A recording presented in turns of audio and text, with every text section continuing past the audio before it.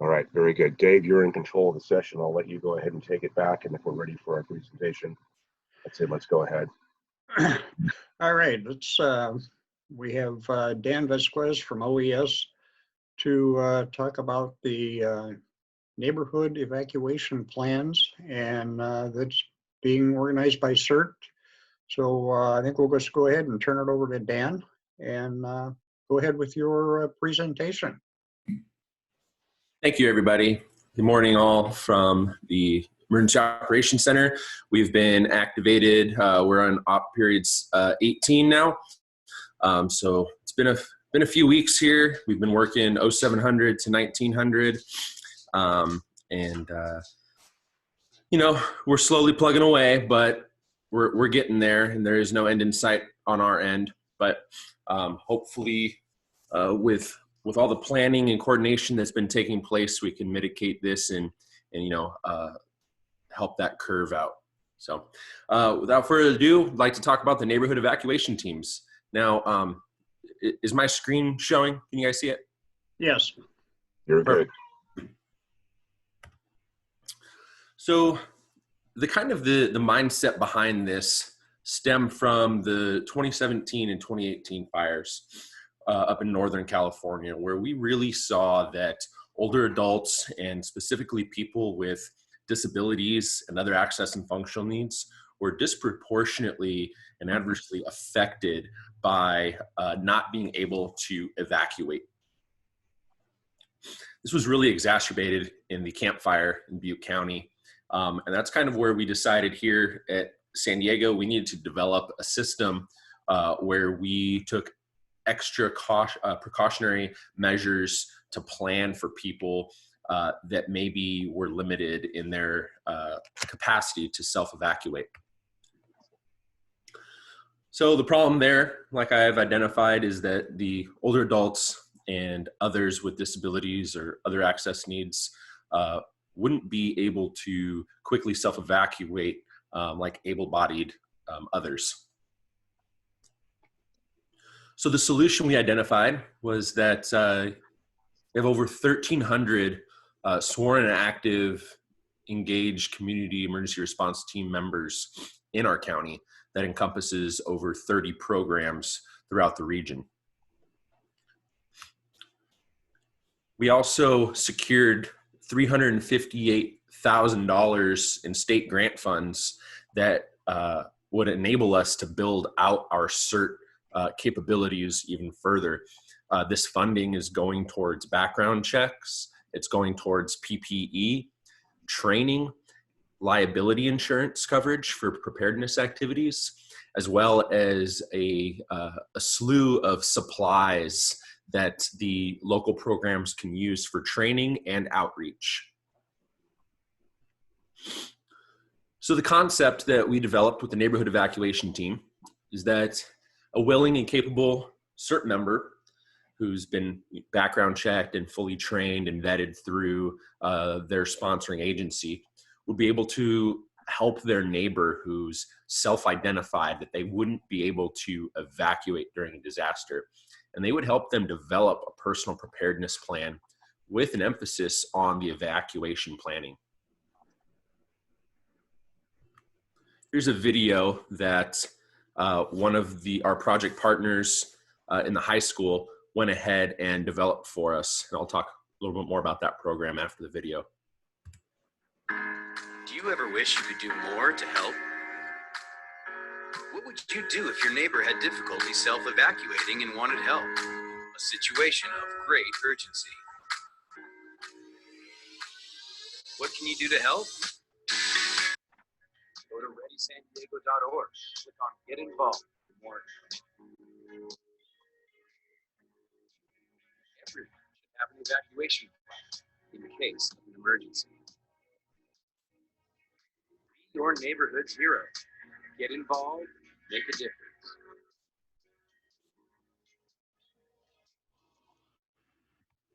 So we partnered with a local high school here in San Diego. They have a digital media and design program there. So there's about 12 seniors there.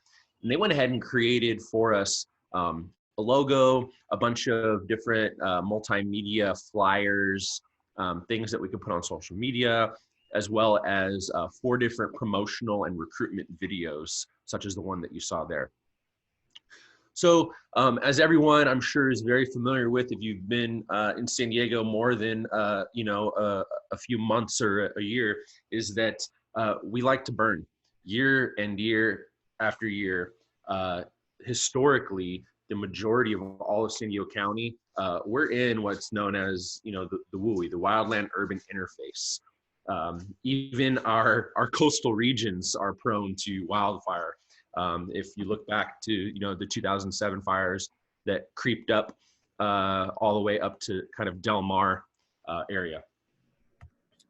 So how is the neighborhood evacuation team going to connect to people, right? So if someone identifies that they can't self-evacuate, we're giving them the website to go to. But we understand that not everyone that is an older adult or has various disabilities is going to be too keen on going to a website and signing up. So what we want is for these community emergency response team members who have been vetted into this NET program to do outreach in their community. Go to their local libraries, put on events that are sponsored by the California grant that we've received, and get out into the community and meet with their neighbors. Go to the various senior centers and the different events that go with in the community to discuss the program itself and to try to see if maybe some of their neighbors can benefit from them. Partner referrals, so that's some things that we have in place currently. So for instance, we have Aging Independent Services is an organization within the county. We have others like Deaf Community Services of San Diego, San Diego Center for the Blind. There's over 200 nonprofit organizations that are considered Live Well partners with the County of San Diego. And we're going to be utilizing them to get the word out about this program and to pass out the information to their recipients of service. And then obviously social media. So what is it? The plan. So when the neighborhood evacuation team member is connected and meets up with their neighbor, they're going to fill out a disaster preparedness plan for people who may need assistance and their caregivers. It's just the personal preparedness plan that I'm sure you're all familiar with that the county OES puts out. However, it's specifically tailored to people who may need some extra planning. It has detailed information on, assistive devices, medications, ensuring that you're taken care of if there's a service animal involved. What we really want to focus in on is emergency contacts, right? Who's going to be there to help you evacuate? The image on the right, that emergency contacts kind of sheet, that's something that one of the high school kids built out for us. So we want to go ahead and identify all of those pieces. And then also have them sign up for Alert San Diego and the SD Emergency app if they're able to, so that they can get emergency information in a timely manner. We want to ensure that scheduling conflicts are discussed, right? Because your primary point of contact, hey, maybe they're working Monday through Friday, so that's a gap in coverage that you're going to want to identify and help your neighbor to understand that although they may be your first point of contact, there's certain times of the day or times of the week that they might not be your primary point of contact to help you with an evacuation.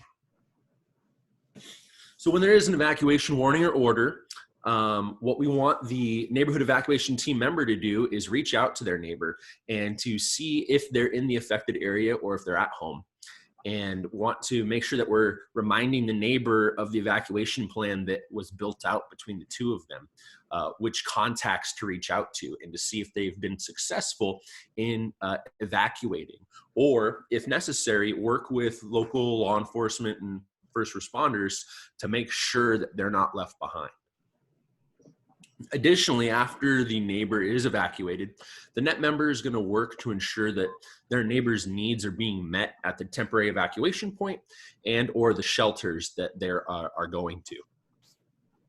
Again, another graphic that the students helped build out over there to the right. So again, I like to discuss project partners. various organizations, they're going to be the ones really the catalysts. These are trusted organizations in the community where their recipients of service go to them day in and day out for information and assistance in various tasks and services. And we want them to promote this. We have quite the buy-in so far, and this should fully roll out on July 1st of this year.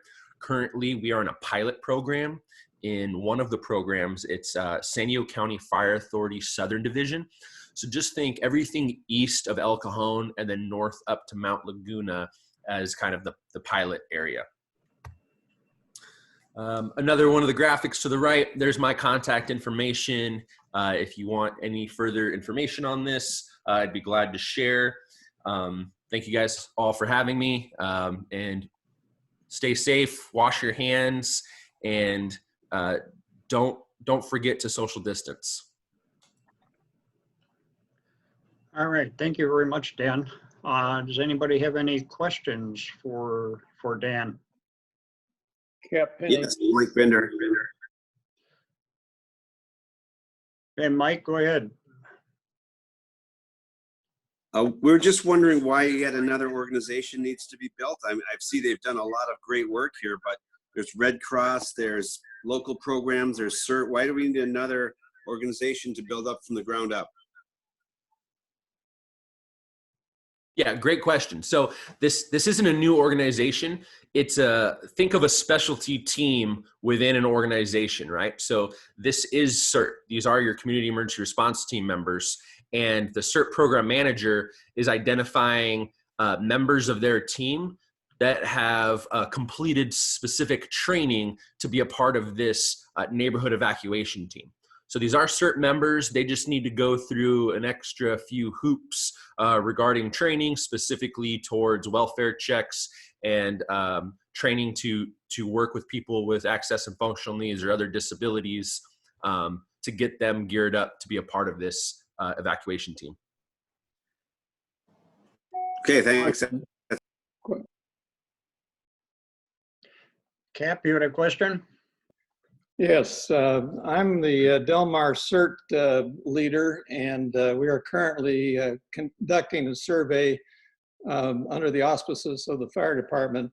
But I think most CERT organizations have atrophied over time from lack of use.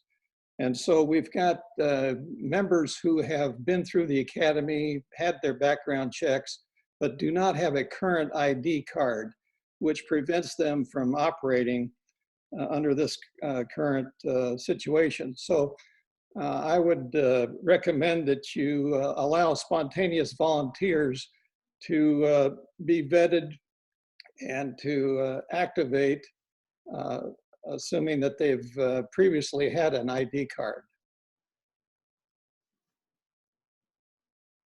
And I hear you loud and clear, Captain. Unfortunately, the county is taking a very strong stand against working with spontaneous volunteers. What we really want to encourage is everyone to go through an organization. And I completely understand that sometimes CERT programs, because they're not activated or engaged, certain things kind of slip off. But I would highly encourage you to reach out to your contact. I believe maybe Arnie Lewin or one of the firefighters, Joel Kerrigan, and with Del Mar, and see if we can't get those IDs reinstated or refreshed as soon as possible. And we're really hoping that this program kind of gives a refresh and a reboost into these programs that maybe haven't been as active in the past, so that this sort of thing won't happen. But I just need to, reiterate that spontaneous volunteers is definitely, it's known in emergency management as the disaster within the disaster, because if they are spontaneous volunteers, it's very hard to coordinate and to work as a team to accomplish the mission if there's no direction behind it. So I strongly encourage, just reach out to your local organization and let's try to get this taken care of. You can reach out to me by email or by phone if you're not getting anywhere, and I'll make sure to work with those local organizations to get that stuff reinstated. And just one more point that this is mission creep for the CERT mission. Generally, our mission is to provide the greatest good for the greatest number of people. And therefore, if you're tied to one neighbor to evacuate, you're less effective as a CERT member. So we've got a conflict here in the mission. And that'll be up to each program to decide what the mission task is for a specific emergency. What we've seen historically is that our first responders are very capable in handling our local disasters. And so the community emergency response teams don't get much play when it comes to these disasters and emergencies within the region. So this is an outlet where we can have the volunteers be engaged and have them mission tasked with something rather than just to stand by.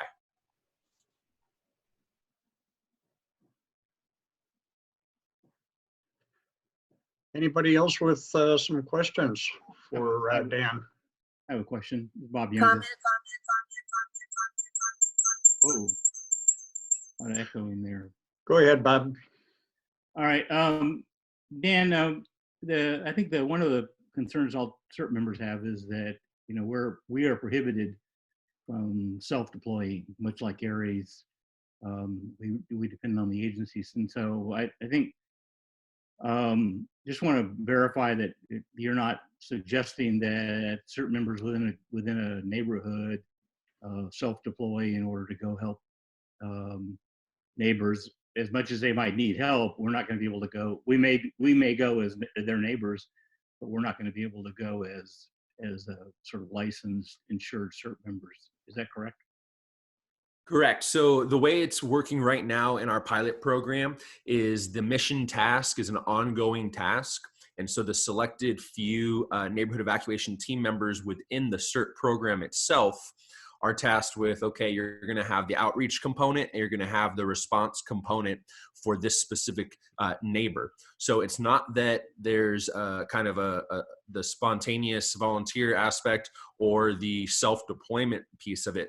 It's that the CERT volunteer now attributed to this neighborhood evacuation team has been mission tasked, kind of assigned to this neighbor, so that if there is certain parameters that take place, such as an evacuation warning or an evacuation order, that they've been pre-authorized by their sponsoring agency, i.e. the fire chief of the local fire department, to go ahead and self-activate, right? So it's not that they're self-activating necessarily, it's that they've met certain predefined conditions that allow them to be activated without having an additional approval from their fire chief or program manager. Okay, I'm going to go with Charles there.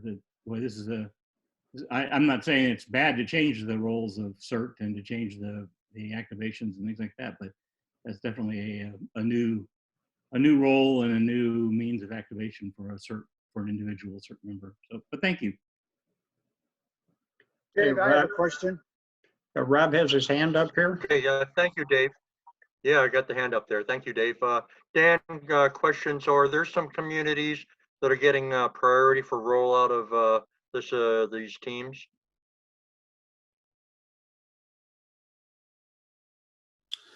So the pilot being based out of a county-run program was the kind of the deciding factor in why we did it there, because it is our county fire authority that is a sponsoring agency.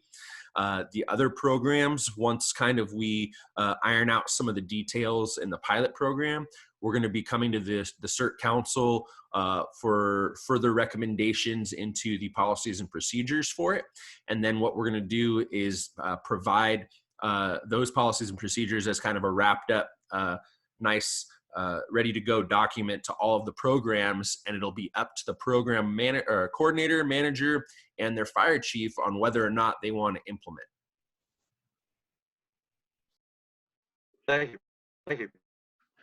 All right, Mike, AJ6GK, you had a question? Yes, I do. This is for Dan. I'm a CERT member, and we also have a few other CERT members in our mobile home park. We have 260 units, And we have basically have a team of neighbors within our community that we've been going around and canvassing all of our mobile homes to find out what people cannot get out of their home to be evacuated. We are not going to be necessarily the ones evacuating them, but the ones that cannot get out of their homes, we're going to have neighbors alerted or aware that certain people in our community cannot move and cannot get out, and that they would help their neighbors get out at least to the driveway where they could be picked up by evacuation teams. So I'm just wondering how we work with you on that. This team we have about 6 or 7 members taking care of this 260 homes. And we have keys, special keys for access gates and stuff that the fire department has access to, but that we can open up in the event that there's no fire department coming and we need to evacuate. So how do we work with you on this, Stan? Yeah, great question. So this isn't something that's necessarily trying to replace any existing missions that other organizations are going through with. Basically what you said, that's exactly what we're trying to do, right? So this isn't, we're not telling people we're going to come and rescue you and we're going to evacuate you, and that's the heart of this. This is strictly kind of the planning phase of it, right? Having those hard discussions on what does it mean for you to rely on an assistive device when it comes time to an evacuation. Have you talked about this with your friends, neighbors, loved ones, or those that you've said or talked that would come and get you or evacuate you during an emergency? So working with us on this, we'd be glad to share these kind of policies and procedures. And if you and in your community already have something in place, then by all means, please keep up the good work.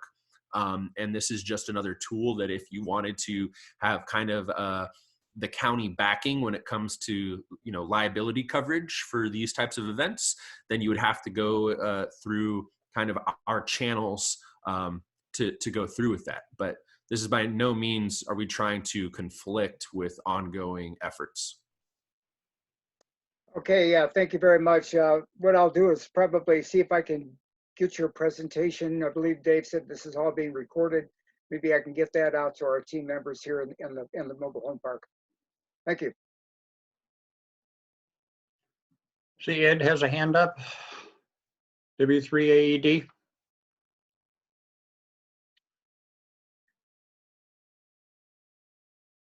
Sorry for the delay. I couldn't find my unmute button. I've been a CERT person for quite a while, and I do think that this concept makes a lot of sense. The CERT people aren't used very much when there isn't a disaster, and how it's important for us to keep involved in CERT and involved in the community. So it's an ideal thing to help people prepare.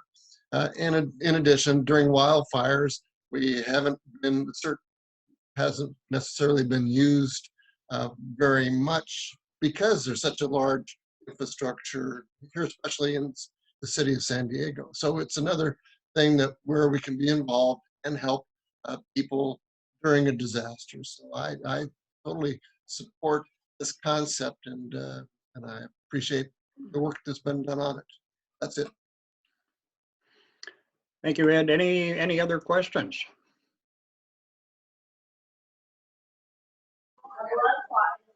I have a question. Okay, Jay.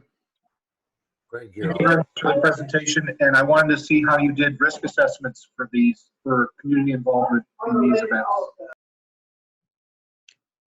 And a little too much background noise there, Jay.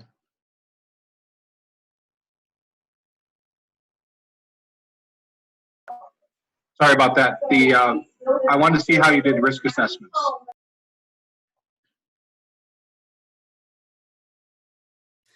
Risk assessments for the volunteers going out into the community to share information. We saw that as already kind of being documented out with current outreach events.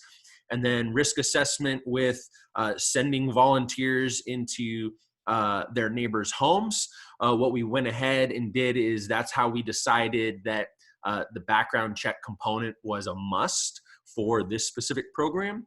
And one of the advisements that we're putting out to the program managers is that if the volunteers feel uncomfortable with going into a home, or if their neighbors feel uncomfortable with them going into a home, then to offer a kind of a socialized meeting place, like a local coffee shop or the library, or whatnot, because we do understand that there are certain risks associated with a number of the items that we're offering here. Did that kind of answer your question, Jay?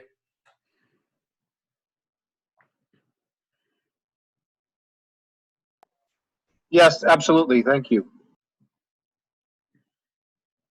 CAW. Go ahead.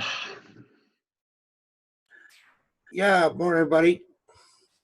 I probably have more experience in CERT than anybody in a group since I was there the first day it started.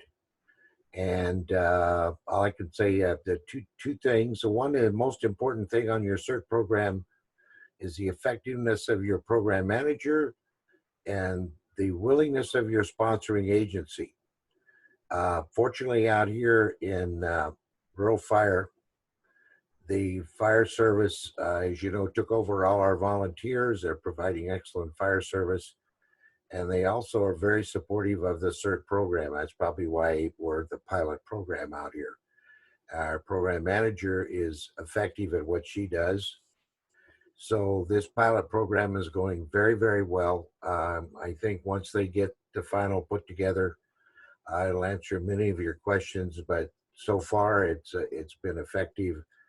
Good communications, good leadership, good program. And it does give CERT people something to do. We've been meeting out here since 2001 with a regional disaster committee. And it's always been difficult, especially in the backcountry out here, to get people who have transportation issues notified, or communications issues notified about things. It's been held up because of the HEPA Act quite a bit. So this neighbor thing is opening up great possibilities for us back here in the rural areas. Thank you. Thanks, Greg. Anybody else? And I mentioned that some people don't realize that there is a electronic hand raising process. And I see that G. Olson is down there waving, desperately trying to get your attention. So I just thought I'd mention that there's an electronic hand raising thing through the Zoom process. And G. Olson wants to talk. I'm out. All right, thanks, Ed. I was just going to point that out. If you go down at the bottom where it says reactions, you can click on that and bring up a hand, and we can see that you were interested in a question here. Gail, go ahead. Hi. Not a question, just a comment, because it's always good to borrow, liberate, swipe ideas from other communities. And Poway instituted several years ago a YANA program, You Are Not Alone. So the sheriff's volunteers all know who the elderly people are who are living alone. And it's just something that could be looked into and replicated in other communities. Yeah, great point. Thank you very much. Yeah, we've worked closely with the Sheriff's Department's YANA program to kind of get ideas and feedback for this neighborhood evacuation team. And they're one of our identified project partners. So when this is full rollout, the YANA reserve deputies that go out every day and do their welfare checks, they'll have this information to disseminate to them. So we definitely have a partnership currently with the Sheriff's Department. There's the training component, and we look to fully implement this in conjunction with the You Are Not Alone program.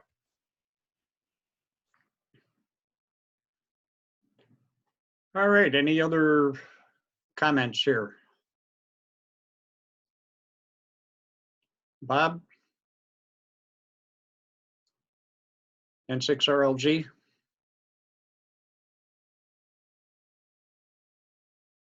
Okay, am I unmuted now? There we go. Chula Vista also has a YANA program, and it's run through the Chula Vista Police Department. So Dan, if you're not aware of that, you may want to link you.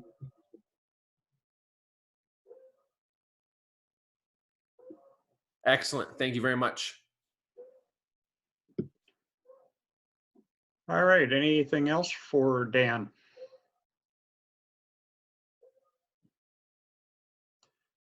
Anything from anybody? Bruce, Rob? It looks like Mark KK6QWZ's got his hand coming up a few times. Yeah, Dan, this is Mark Weitzman up here in Valley Deer Springs. I just wanted to find out, when this plan rolls out, are we doing away with the paired team members going out and doing stuff in the community? Is it going to be an individual? The pilot program as it sits right now is we're encouraging teams, pairs of 2 at minimum. However, at the end of the day, that's going to come down to an individual program's discretion. However, the kind of the guidance that we've always been backing is always do something in sets of 2 or more so that they have that kind of safety component of backing each other up. Roger that. All right, anybody else here that I'm missing? So before we leave, Yes. I would ask just briefly, and there may not be any input, and that's fine.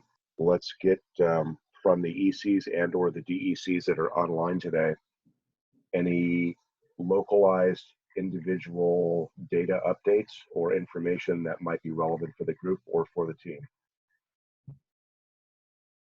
related to your area that you happen to be in, community-wise, if anything special is going on that others should be aware of, etc.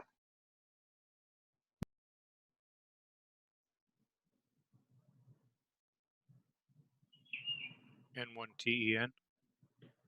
Dennis, go ahead. Yeah, the CERT San Diego, that's the City of San Diego CERT program, has sent out a email to all current card-carrying members that they're activating to support the couple of San Diego food banks, and they're looking for volunteers to staff particular shifts at the food banks.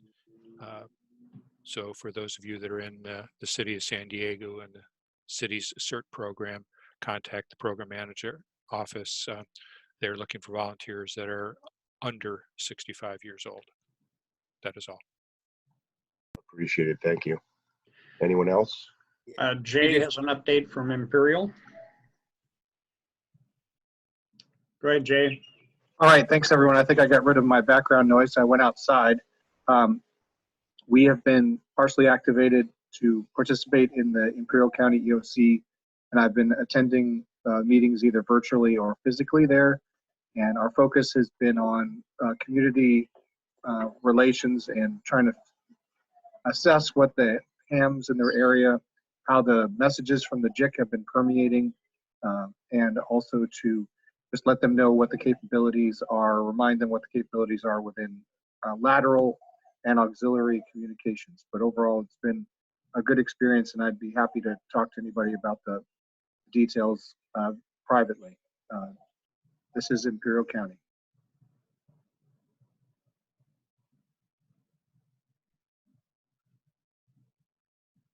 All right, appreciate it. Thank you, Jay. Anyone else? Dan Vasquez real quick with OES. Just to piggyback on the CERT activations, currently our office has received word from the following fire chiefs and CERT programs about activation: Chula Vista CERT, Del Mar CERT, Encinitas, Solana Beach, National City, Oceanside, City of San Diego, San Miguel, San Diego County Fire Authority Southern Division, Valley Center, Vista, Poway, and Carlsbad. Very good. Appreciate it. Thank you. Anyone else? All right. Hearing the comment, go ahead. Yes, Mike, AJ6GK. To Dennis, N1TEN. On that CERT activation, are they going to be supplying PPEs for these volunteers? It wasn't clear from the email. They did specifically call out working gear like leather gloves and yes, that sort of thing, but it didn't clearly talk about PPE, so I can't speak to it. Okay, thank you. All right, one closing. LKT, go ahead. So I got the same information on CERT, and the first message they sent said they would be providing PPE, gloves, and masks. The latest one said, I think they'd be providing gloves, but not masks. So they've shifted a little bit, but they're, I think it's mission specific. So in the case of food bank, they're handing out food. They have their own practices and priorities of how they want you to operate. But it seems like masks are getting harder to get, so maybe they're not going to be offered. Understood. Thank you for the update. One closing item that I have on my side for the DECs and ECs specifically. I know this is a smaller, much smaller representation than the full membership in areas. And I know we have other partner folks and other folks that are affiliated with other agencies and or support teams here in Southern California. If I can get the ECs and DECs to reach out to their individual folks that are in their geographic area of responsibility and just touch base. This is a goodwill thing. And I don't want to give anybody a busy exercise. That's not the intention. But if you have folks that you suspect might not be on this particular meeting today and maybe have not been apparent in emails on the reflector, just reach out, touch base, make sure your folks in your area are okay, and just kind of be on standby with a list of folks that seem to be all right, if you will, and maybe even folks that maybe we need to go out and perhaps assist in some way. In my area, as an example, and this sounds just bizarre that we're in the world that we're in, but here we are.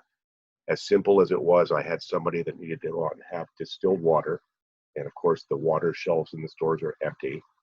And I happen to have a couple of extra gallons here from a long time ago when I was doing some fish tank stuff. And I was able to go out and help somebody out community-wise and just take care of that. And as ridiculous as it is, paper goods are in the same kind of boat. So touch base with your folks. It's goodwill. It's just good to go out and kind of keep a pulse on the folks that are in individual areas of responsibility and make sure they're okay. And again, not intended to be busy work. I think everybody has a good feel for the folks that might be more sensitive and might be more potentially affected by what's going on in case something does happen to their household, to the individual. So let us know. I didn't want to put a general thing out there in the email reflector stating this. It would just, I'm afraid it would just draw too many weird threads and splits on different email threads that it'd be hard to track. But if I can get the ECs and DECs to do that and just kind of update status wise as the DEC or EC, that would be fabulous. And I really don't have anything else. This is kind of a test run pilot that we talked about on Thursday night to go out and see how we'd be able to go out and make this work for the team. I think everybody's getting a better feel for it as we continue to go along and continue to do these as far as getting their devices set up, things like that. If you do not have a webcam on your device, one of the things that you can go out and do is just put a static background up or find a photo of yourself if that's what you want to do. Easy enough to go out and play with. You can do that before you get into the meeting. If you actually go out and try to launch the meeting, if the meeting has not started yet, but you know it will be in about an hour, there should be at least a button that's available on the interface on the Zoom panel that says test audio settings or test your settings. And from there, in advance of the meeting, you can go out and set up your backgrounds. You can play with your backgrounds. You can check out your video camera. You can actually check your audio levels. You can do all kinds of things before you get there. And that way, when the meeting starts, minimum of interference and minimum of conflict as we get people onboarded. I don't have anything else. If anybody else has anything for me, if you please reach out via email, that's fine. Rob and or Dave, anything else? Nothing else. All right, really appreciate everybody being on board this morning. Good test run. And of course, we'll keep everybody appraised if anything changes situationally. But at this point, I would plan, with all sincerity, I would just plan that we will probably not be having an in-person meeting in the month of April. If you have specific topics or agenda items that you would like to go out and bring up outside of the normal that we normally propose and execute on, please let Dave, Rob, and myself know. Other than that, have a good morning. Thanks all for being here. Be safe and be well. Thanks, guys. Thank you. Thanks, Thanks, Dave. Dan, for everything. Thank you, guys. Just a quick question. Are we going to replace the April meeting with Zoom? Most likely we will. Thank you.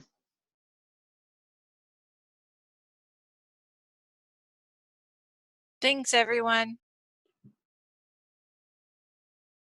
Thank you, Heather. Hey, question for Dennis. Go ahead, Rob. Hey, would you like to do a FirstNet via Zoom sometime? Yeah, we can do that. It's and if necessary, or if you'd like, I can pare it down from. I think I have about 35 slides. I can throw a few more out. All depends. But yeah, we can do that. Sounds like a good Dave, idea. Yeah, Dave, Bruce, yeah. Well, when would you like to all do this? Time is flexible, right? Yeah, I mean, we can do it anytime anybody wants. I mean, we could do it next Saturday. We can do it the 11th, or just plan on it for the 11th. I'd be happy to plan on it for the 11th. Go ahead and make it for the meeting. That sounds appropriate. All right, sounds good. Okay, I'm committed. Well. Thank you, Dennis. Yeah, I always count on you, Bruce, for the rejoinder. Yeah, I'm trying to do my best to go out and maintain a lighthearted attitude about this. If you were, and I'm sure a lot of people are, and I know I've still got a lot of people online, if you're watching any of the stuff going by in social media, it's just absolutely out of control. And all of the folks out there, bless their hearts, that are passing along the significant and very important and very passionate and very frantic, whatever it happens to be, link of the day or news article of the day, and you look at the websites that these things are coming from and the links that they're clicking on, it's like, good grief, folks. If you could tune down the background noise about 95%, a lot more of what's going on would be at a dull roar, and shy of the fact that the impact can be very significant. If we actually have somebody that comes down with the C-19 stuff, it's not as dramatic as everybody wants everybody to be frantically running and scurrying about looking for toilet paper are. So breathe, everybody. Breathe. Note. Mr. Craig. A note from the backcountry, remind you guys we all have wells up here and water tanks, and we'd be glad to give you free water. Trade you for a gallon of gas for a gallon of water. That's our public service announcement. I figure by the time you guys get done out there, it's going to be more like a roll of toilet paper for 100 gallons. I think that's just a guess. Oh, man. No, we have leaves. We have lots of leaves. Okay, Cap, go ahead. For Craig, I'm wondering if this survey that they want to conduct with CERT wouldn't be more efficient to use the telephone rather than try to go door to door and knock on everything. How do you do it in the backcountry? Well, at this point, our program manager is a good micromanager. I haven't taught her how to let go yet. She actually calls the people up on the phone first and introduces the team before the team goes over there, so they're just not surprised by somebody knocking on the door.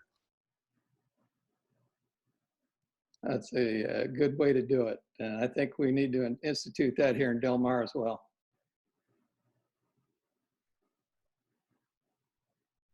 Anybody have anything else for the group that's left or remaining? Otherwise, Dave can get back on with other duties to be moderated. All right, folks, let's button it up, close it down. Thanks everybody again for being on. If anything happens where we need to go out and have another impromptu or in-between session that's not scheduled, of course, watch your email. And if you haven't checked your radios, do all the regular stuff. It's kind of an interesting deal. Resources are kind of strapped tight. And to be honest, one of the things we didn't talk about, because I didn't want to burn any time before we got into the presentation, a lot of the resources are being taxed in a way that's been very interesting. Folks are working from home, and yet a lot of large companies and offices and buildings like that, while they're semi-shuttered or they have a light population of staff, energy footprints haven't changed a whole lot, but the energy footprint for the residential community where people are staying at home has, as well as the internet connectivity, which I had hinted at earlier. So the cell systems are now seeing data handling trends that are different, much different than what they would have during daylight hours if you were working and at your place of business or your office. The internet traffic that would normally go on a corporate pipeline is now being broken up. It's being, distributed amongst a residential footprint where it wasn't previously, and it was much more commercial. So a lot of the local neighborhood carriers are starting to suffer. And in my case today, for whatever reason, the Zoom session kicked out the audio 2 or 3 times. And if that happens, the video interface stayed up, but the audio dropped out a couple of times. And if you go back in and test your audio settings, at least on mine, or click on that option, it brought everything right back up again. So I would expect there to be stress on the system. And if we have a compounding event, which none of us hope for, whether it's power outage or any kind of a utility outage or any other event that causes those things, then this may not be the construct that we're operating in, as you might imagine. Back to the radio stuff. So check your radios, do all your normal stuff that you do. If you've got PPE related gear and equipment in your vehicle and or in your home, this is when you want to go out and check your supplies and make sure that's good, and make sure that, because of the nature of the event and the circumstances that we're in, almost everybody should have already have done that. And last but not least, no one can make fun of my Progresso soup collection anymore.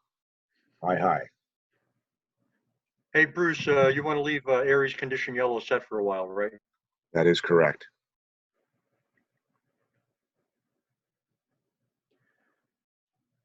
Did anybody have anything else? Plug on this, could you? Yeah, Dave, could you tell us about the pay version of Zoom? Is it? All right, the paid version, I can do recordings. We have up to 1 gig on the cloud. This one I recorded on my laptop, so I can pull that down and get that. We can post that somewhere where people have access to it. I found out quite a few things running at this time, how to add some extra hosts and other people that can control things. I think one of the biggest advantages is a recording, so we can look at these things later. I can also do a report after the meeting and see how many people were here and who was here, and so we can keep attendance and keep all that going for our records as well. I think those are probably the biggest things, other than the fact that we can go up to 100 people and run for 24 hours without any problems.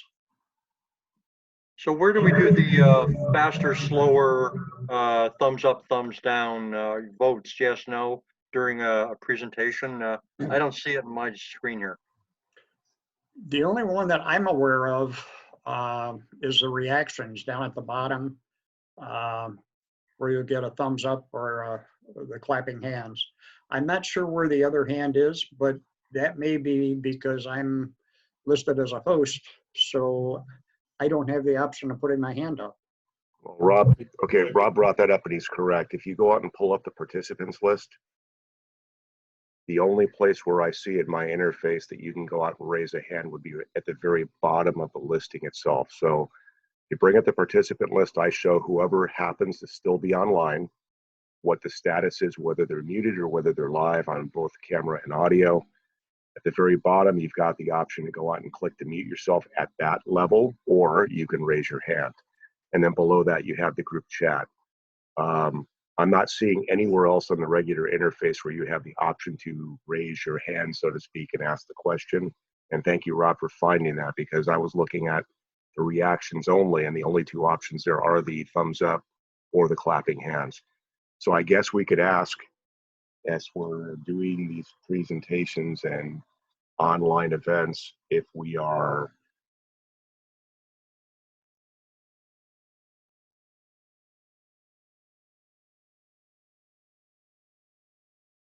We just lose Bruce. Just lost his audio. Yeah, so where's the emoticons or the reactions button? I don't see it. Right down at the bottom, you have the share screen, the chat,